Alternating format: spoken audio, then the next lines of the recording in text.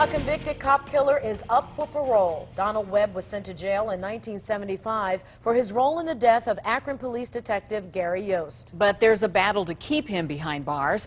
As ONN's Kristen Severance explains, Webb has already been out on parole several times and keeps breaking the law.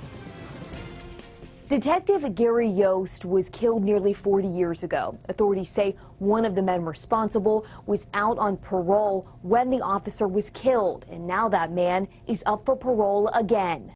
An entire conference table is filled with article after article on the death of Akron Police Detective Gary Yost in 1975.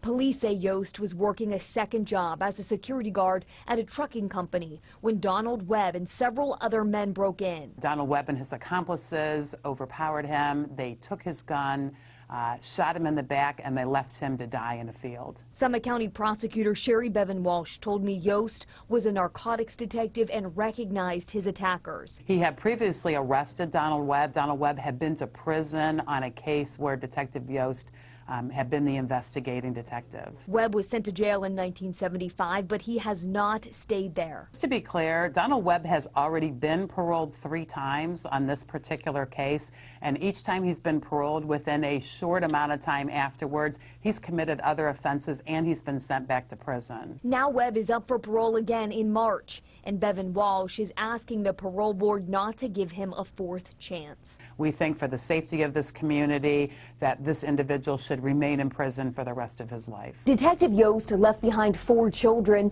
None of them wanted to go on camera for an interview, but I'm told they're also working to make sure Webb stays in prison. I was also told 3 out of 4 of those children all went on to become police officers like their father. In Master Control, Kristen Severance, the Ohio News Network.